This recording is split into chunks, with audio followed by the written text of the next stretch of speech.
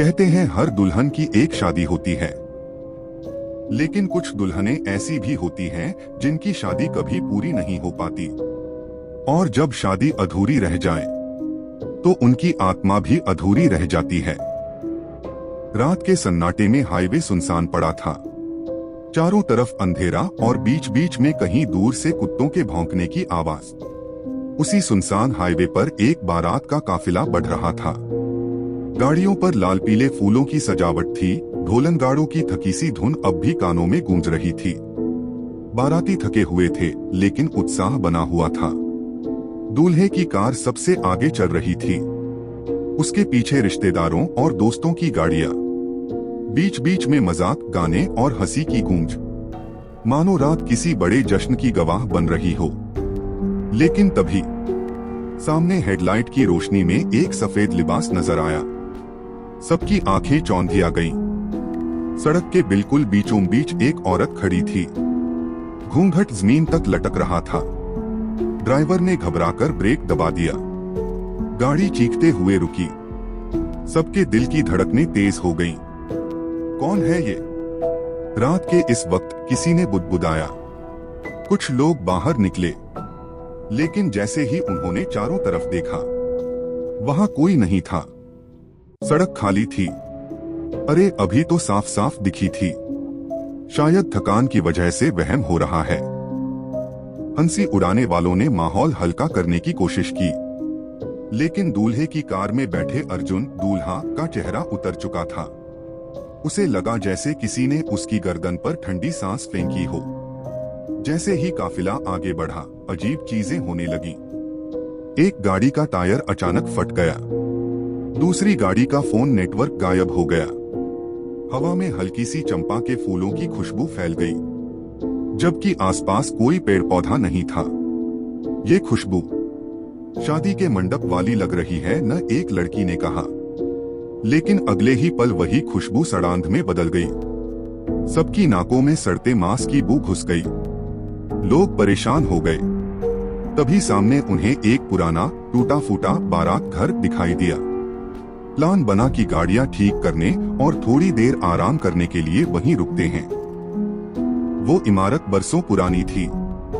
दीवारें टूटी, खिड़कियां अधूरी और दरवाजा आधा लटका हुआ। गांव के लोग उसे छोड़ा हुआ बारात घर कहते थे। अंदर कदम रखते ही सबको ठंडी हवा ने घेर लिया। दीवारों पर धुंधली तस्वीरें टंगी थीं, पुरानी शादियों की। लेकिन अजीब ये था कि हर तस्वीर में दुल्हन का चेहरा खुरचा हुआ था। ये कैसा जगह है यार, किसी ने कांपती आवाज में कहा। अर्जुन ने अपने माथे पर पसीना पोंछा। उसे लगा जैसे दीवारों की हर तस्वीर उसकी तरफ घूर रही हो। रात और गहरी हो गई। बाराती नींद में जाने लगे।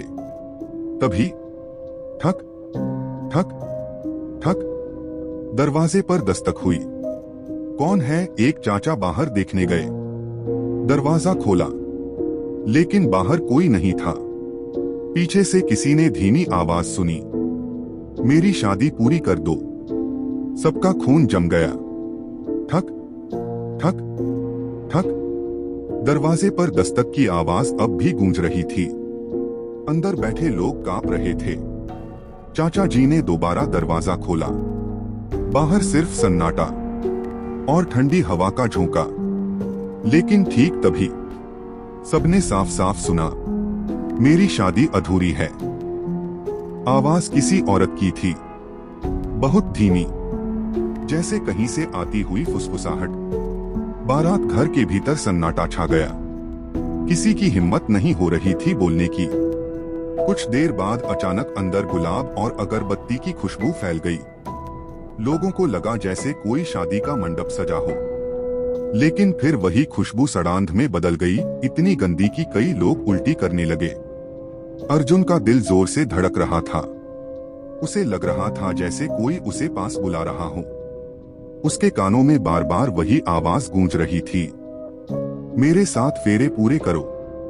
बारात में एक बुजुर्ग थे जो गांव के इर्द गिर्द की कहानियां जानते थे। उन्होंने कांपते हुए कहा, ये वही जगह है जहां सालों पहले एक शादी अधूरी रह गई थी। दुल्हन को यहाँ छोड़ दिया गया था। सबने चौंककर उनकी ओर देखा। उन्होंने धीमी आवाज में बताना शुरू किया, कई साल पहले इसी बारात घर में एक लड़की की शादी थी। वो लाल जोड़े में सजी बैठी थी, पर दूल्हा मंडप में पहुंचने से पहले ही गायब हो गया। कहते हैं वो किसी और से प्यार करता था और भाग निकला। लड़की की इज्जत मिट्टी में मिल गई। गांव वालों ने उसे अपशकुन कहकर ताना मारा। उस रात उसने इस बारात घर की छत से फांसी लगा ली, और तभी से जब भी कोई बारात इस रास्ते से गुजरती है, वो दुल्हन सामने आ खड़ी होती है, अपनी अधूरी शादी पूरी करवाने के लिए। बात पूरी भी नहीं हुई थी कि ऊपर की मंजिल से किसी के भारी कदमों की आवाज आई। ठक ठक ठक। सबने सिर उठाकर देखा। टूटी हुई सीढ़ियों पर से कोई उतर रहा था। लाल जोड़ा पहने, पैरों में घुंघरू, पर चेहरा घूंघट से ढका हुआ। हर कदम के साथ पायल की छनक और दीवारों पर गूंजती हुई परछाई। बाराती एक कोने में सिमट गए। कोई हिम्मत नहीं कर रहा था हिलने की। अर्जुन की सांस अटक गई। दुल्हन सीधे उसकी ओर आ रही थी। अचानक दीवार पर लगे एक टूटे आईने में अर्जुन ने देखा। दुल्हन का घूंघट हटा हुआ था। उसका चेहरा जला हुआ, आंखें खून से भरी हुई। होठों से सिर्फ यही शब्द निकल रहे थे, मेरी शादी पूरी करो। अर्जुन ने चीखते हुए आंखें बंद कर ली। लेकिन जब उसने दोबारा देखा तो आईना खाली था और दुल्हन सामने खड़ी थी। डर से भागते हुए एक बाराती ने बाहर जाने की कोशिश की। जैसे ही उसने दरवाजा खोला, दुल्हन ने उसका हाथ पकड़ लिया। उसका शरीर वहीं जम गया। आंखें पलट गईं और वो जमीन पर गिर पड़ा। बाकी सब हक्का बक्का रह गए। अब उन्हें समझ आया कि ये कोई कहानी नहीं, बल्कि सच है। बाराती जमीन पर गिरे आदमी को घेरकर खड़े हो गए। उसकी नब्ज बंद थी, आंखें खुली थीं, और उनमें ऐसा डर जमा था मानो मौत से पहले उसने कोई ऐसा चेहरा देखा हो जिसे बयान करना नामुमकिन है। ये मर गया, किसी ने कांपते हुए कहा। सब घबराकर बाहर भागना चाहते थे, लेकिन बारात घर का मुख्य दरवाजा अपने आप बंद हो गया। कितना भी धक्का मारो, दरवाजा हिला तक नहीं। बाहर तेज आंधी उठ चुकी थी। खिड़कियां जोर जोर से हिल रही थीं। ऐसा लग रहा था जैसे पूरी इमारत किसी पल ढह जाएगी। अचानक हॉल के बीचों बीच एक लाल चुनरी उड़ती हुई आई और सीधे अर्जुन के कंधे पर आकर गिरी। उस चुनरी से खून की बू आने लगी। अर्जुन का पूरा शरीर कांप उठा। तुम मेरे दूल्हे हो, आवाज गूंजी। घूंघट वाली दुल्हन अब उसके ठीक सामने खड़ी थी। बाकी बाराती डर के मारे पीछे हट गए, लेकिन तभी दीवारों पर अजीब परछाइयां नाचने लगी। ऐसा लग रहा था जैसे सैकड़ों बाराती वहां मौजूद हों, सब ताली बजा रहे हों, शहनाई बज रही हो। लेकिन वो असली लोग नहीं थे, सब परछाइयां थीं। भूत बाराती, और हर परछाई बार बार यही कह रही थी, फेरे पूरे करो, शादी पूरी करो। ऊपर की मंजिल से किसी के रोने की आवाज आई, धीमी टूटी फूटी सिसकियां। अर्जुन का दिल धड़क उठा। उसने हिम्मत कर सीढ़ियों की तरफ देखा। वहां लाल जोड़े में बैठी दुल्हन दिखी, जो धीरे धीरे अपने घूंघट को हटा रही थी। चेहरे पर गहरी जलन के निशान, आंखों से बहता खून, और होठों से वही सवाल, क्यों छोड़ गए मुझे। डर से एक और बाराती, विनोद, खिड़की से कूदकर भागने की कोशिश करता है, लेकिन जैसे ही वो बाहर जमीन पर गिरा, उसका शरीर वहीं सख्त हो गया।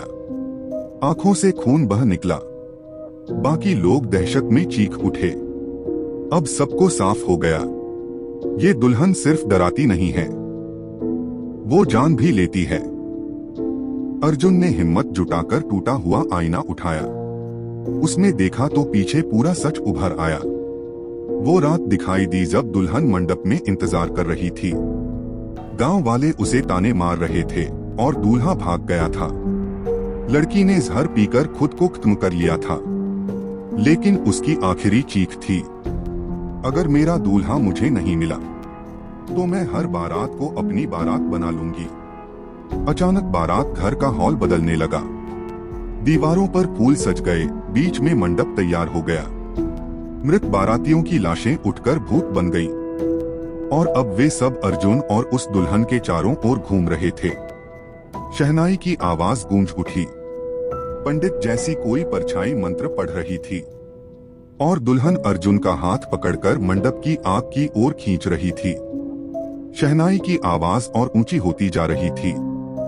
हॉल के बीचों बीच मंडप जल रहा था, लेकिन आग से धुआं नहीं उठ रहा था, उठ रही थीं ठंडी लपटें जो हवा में कांप रही थीं।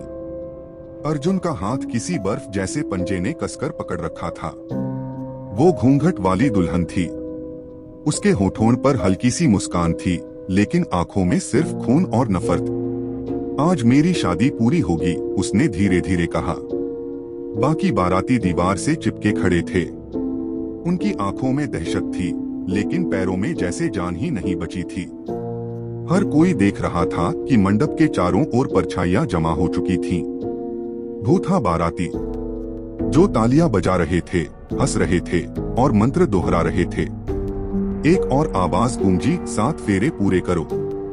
अर्जुन चीख पड़ा, मैं दूल्हा नहीं हूँ, मुझे छोड़ दो। लेकिन उसकी आवाज शहनाई और ढोल की गूंज में दब गई। अचानक उसके चारों ओर आग का घेरा बन गया। लपटें नीली थीं और उनके बीच से सिर्फ वही दुल्हन दिख रही थी। वो घूंघट उठाकर उसकी आंखों में देख रही थी। चेहरे पर गहरे घाव, आधा जला हुआ माथा और होठों से रिश्ता खून। भाग कर गया था न दूल्हा, अब तुम भाग कर दिखाओ। उसकी आवाज पूरे हॉल में गूंज उठी। एक बाराती जो अब तक चुपचाप बैठा था, हिम्मत करके आग के घेरे में घुसा और अर्जुन को खींचने लगा। लेकिन दुल्हन ने उसकी गर्दन पकड़ ली। सिर्फ एक झटके में उसकी हड्डियां चटक गईं। उसकी लाश वहीं मंडप के पास गिर गई। बाकी लोग सिहरकर पीछे हट गए। अर्जुन को अचानक याद आया कि उस आईने में ही उसने दुल्हन का सच देखा था। उसने जोर लगाकर टूटा हुआ आईना फिर उठाया और उसके सामने कर दिया। दुल्हन की नजर आईने पर पड़ी। उसकी चीख निकल गई। आईने में उसका असली रूप उभर आया। आधा सड़ागला चेहरा, आंखों के खाली गड्ढे और गले में रस्सी का निशान। उसने दोनों हाथों से अपना चेहरा ढक लिया और पीछे हटने लगी। लेकिन उसकी पकड़ अभी भी अर्जुन के हाथ पर थी। अर्जुन ने कांपते हुए आईना जमीन पर पटका। आईना टुकड़ों में बिखर गया और तभी जमीन से एक औरत की आवाज आई, मेरा दूल्हा मुझे क्यों छोड़ गया। पूरा बारात घर हिलने लगा। दीवारें गिरने लगी। भूथा बाराती अचानक गायब होने लगे। लेकिन दुल्हन अब भी अर्जुन का हाथ पकड़े हुए थी और उसे आग के घेरे की तरफ खींच रही थी। बारात घर की दीवारें अब दरक रही थीं। मंडप की नीली लपटें और ऊंची उठ रही थीं। हॉल में सिर्फ 2 आवाजें गूंज रही थीं, शहनाई की बेसुरी धुन और दुल्हन की चीख। अर्जुन ने पूरी ताकत लगाकर उसका हाथ छुड़ाने की कोशिश की, लेकिन उसकी पकड़ बर्फ जैसी सख्त और भारी थी। अचानक मंडप के बीचों बीच आग से एक दृश्य उभरा। उस रात का जब दुल्हन का असली दूल्हा भाग गया था। लेकिन इस बार अर्जुन ने कुछ और देखा। दुल्हन का चेहरा क्रोध से लाल था। वो दूल्हे के पीछे पीछे भागी थी और उसके सिर पर भारी पत्थर मारकर उसे वहीं मार डाला था। सब सन्न रह गए। उसका दूल्हा भागा नहीं था, दुल्हन ने ही उसकी जान ले ली थी। अब उसकी आत्मा उस अधूरी शादी के साथ बांध दी गई थी। वो चाहती थी कि कोई उसकी जगह दूल्हा बने ताकि उसका विवाह पूरा हो सके। और आज उसकी नजर अर्जुन पर पड़ी थी। तुम मेरी अधूरी शादी पूरी करोगे। उसकी आवाज हॉल की हर दीवार से टकराई। बाकी बचे बाराती डर के मारे भागने लगे। किसी ने खिड़की तोड़ी, कोई दरवाजे पर धक्का मारने लगा, लेकिन हर रास्ता बंद था। एक एक करके सब परछाइयों में बदलते गए। उनकी आंखें बुझ गईं और वो भूथा बारात का हिस्सा बन गए। अब मंडप में सिर्फ अर्जुन और दुल्हन खड़े थे। दुल्हन ने अपना घूंघट उठाया। उसका चेहरा पूरा जला हुआ था, आंखों से खून बह रहा था। उसने अर्जुन के गले में माला डाल दी। जैसे ही माला उसके गले में पड़ी, अर्जुन की सांस रुक गई। उसकी आंखें उलट गईं और शरीर जम गया। नीली लपटें अचानक बुझ गईं। बारात घर में सिर्फ राख और सन्नाटा रह गया। अगली सुबह गांव के लोग जब उस बारात घर पहुंचे तो वहां सिर्फ टूटी फूटी गाड़ियां खड़ी थीं। भीतर किसी का नामो निशान नहीं था। लेकिन हॉल के बीचों बीच जमीन पर एक अधजली माला और खून से सनी चुनरी पड़ी थी। गांव वालों ने एक दूसरे से डरते हुए कहा, एक और बारात, अधूरी दुल्हन की बारात बन गई। और आज तक जब भी कोई बारात उस रास्ते से गुजरती है, लोग कहते हैं सड़क के बीचों बीच एक दुल्हन घूंघट ओढ़े खड़ी मिलती है, अपना दूल्हा ढूंढते हुए। तो दोस्तों, अगर आपको ये कहानी अच्छी लगी तो प्लीज इस वीडियो को लाइक करना न भूले और ऐसी और कहानियाँ सुनने के लिए चैनल को सब्सक्राइब जरूर कर ले।